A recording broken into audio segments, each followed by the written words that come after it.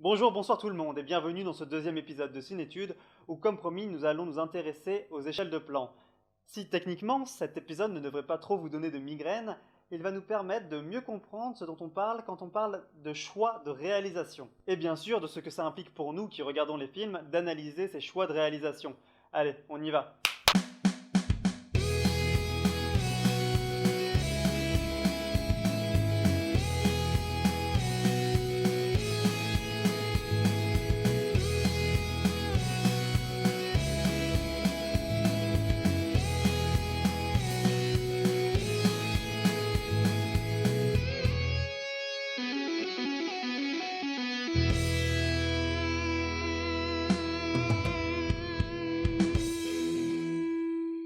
Comme d'habitude dans les cinétudes, avant de commencer à analyser les choix ici d'échelle de plan, nous allons commencer par mettre des mots sur ce qu'on voit à l'écran et nommer les différentes échelles de plan. Et on va commencer de la plus grande à la plus petite.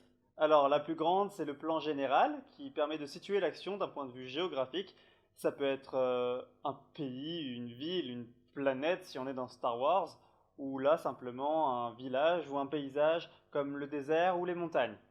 Après le plan général, il y a le plan d'ensemble, qui est encore une fois un plan d'exposition, où on voit un lieu, mais un peu plus à échelle humaine, comme un bâtiment par exemple. Ensuite, on a le plan de demi-ensemble, qui focalise l'attention sur un groupe de personnages plutôt que sur le décor. On a ensuite le plan pied, ou plan moyen, qui montre un personnage dans son intégralité, de la tête aux pieds. Et à partir de là, c'est assez facile, les noms des plans se font en fonction de ce qu'ils montrent du personnage. On a le plan rapproché cheville, le plan rapproché genou, qu'on a appelé aussi plan italien. Ensuite, on a le plan américain qui cadre à mi-cuisse. Alors, une des théories que j'aime bien, qui explique pourquoi on appelle ce plan le plan américain, c'est qu'il était très utilisé dans les westerns, car c'est le plan le plus rapproché qui permet de laisser voir les colts en entier, afin d'avoir un maximum de tension, puisqu'on peut nettement voir à la fois les yeux et l'arme. Après, on a le plan rapproché taille, puis le plan rapproché poitrine, le plan rapproché épaule et enfin le gros plan. En rapprochant encore un peu et en ne laissant apercevoir par exemple que les yeux, on a ce qu'on appelle un très gros plan. Un très gros plan peut aussi être sur une autre partie que le visage, comme les mains par exemple.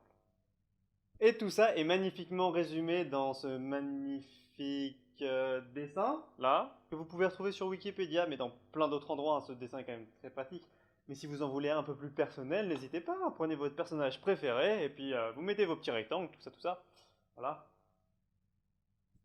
Bon, pour l'instant, comme je viens de vous le dire, tout ce que j'ai dit, ça peut facilement être retrouvé sur Internet. Ça casse pas trois pattes à un canard. Mais maintenant, on va s'intéresser un peu plus sur ce que ça signifie. En effet, vous êtes tous déjà retrouvés dans cette situation, hein. Certains s'y retrouvent même confrontés quotidiennement, vu que la photo avec les téléphones est maintenant omniprésente.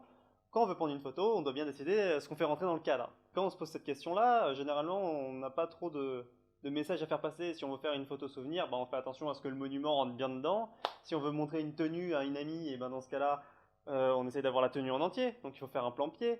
Si on veut faire simplement un selfie pour rigoler, on va juste cadrer comme on peut avec un impératif technique qui est la longueur du bras généralement.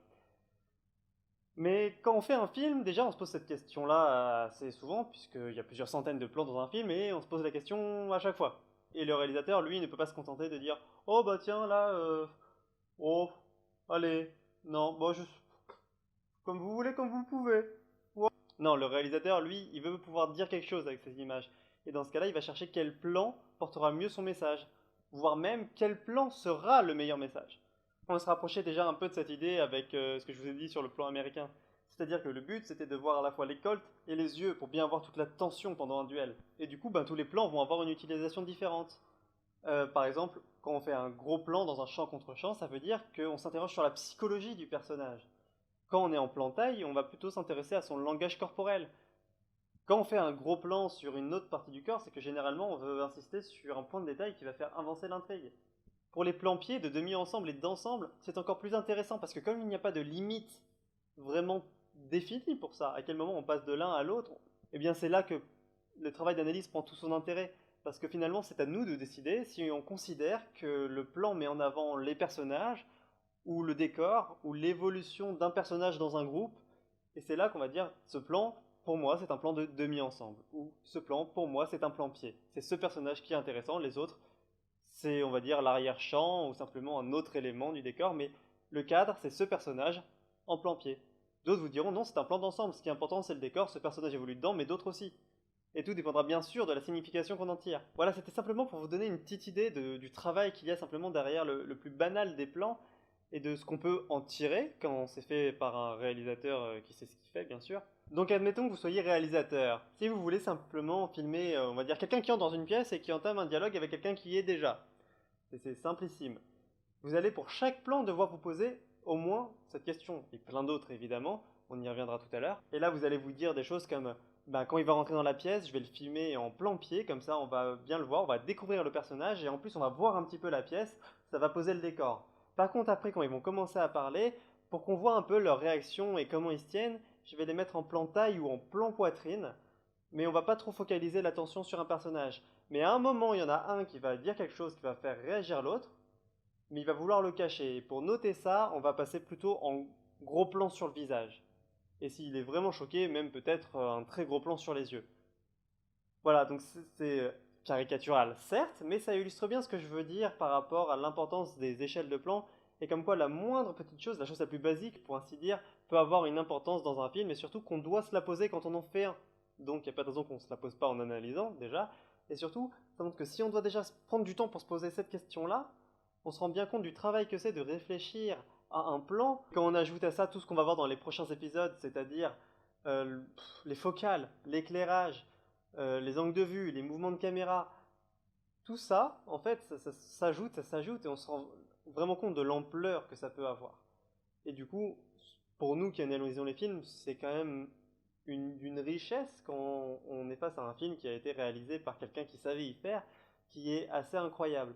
Il ne faut pas négliger des choses en se disant oh bah il a filmé ça, ou voilà c'était simple, bon, ça arrive, évidemment que ça arrive, mais c'est toujours une perte si d'office on considère qu'il a fait ça par défaut. Alors oui, parfois on rajoute du sens là où le réalisateur n'en avait pas mis à la base. Mais bon, ça c'est pas très grave, hein. De toute façon, une fois que l'œuvre est livrée au public, il en fait ce qu'il veut, et tant que ça ne lui ajoute du sens, ce n'est qu'une richesse supplémentaire. Mais bon, après, il faut éviter bien sûr les abus. Bon, ça me fait penser, c'est peut-être mal placé d'appeler ça des abus, mais ça me fait penser effectivement aux analyses de texte qu'on faisait à l'école, où pour la moindre petite chose ou le moindre mot utilisé, le professeur arrivait toujours à sortir deux ou trois pages d'explications et de commentaires. Je pense que l'image vous a parlé. Voilà, j'espère que l'épisode vous a plu et qu'il vous permettra de mieux prendre conscience de l'ampleur de tout ce dont nous allons parler ensuite, notamment des longueurs focales qu'on abordera la prochaine fois, par rapport au travail que ça implique en amont et dans une moindre mesure en analyse. Et avant qu'on se quitte, je vous ai préparé un petit clap avec tout ce qu'il faut. C'est-à-dire que si vous cliquez ici, vous retournez sur la chaîne pour aller l'explorer. Si vous cliquez ici, vous pouvez aller voir un autre épisode. Si l'épisode vous a plu, bien sûr, vous pouvez vous abonner pour n'en rater aucun. C'est ici, là. Je reste là, ici, là. Là. Abonnez-vous, là. Juste en dessous, il y a le Facebook. Et là, il y a de la place pour Twitter, Instagram et tout ce qui viendra après, mais c'est pas encore opérationnel. Bien sûr, si l'épisode vous a plu, ne vous contentez pas de vous abonner. Allez mettre un petit pouce bleu en bas de la vidéo et surtout partagez-le. C'est ça qui va permettre de faire découvrir la chaîne. Sur ce, petit clap de fin.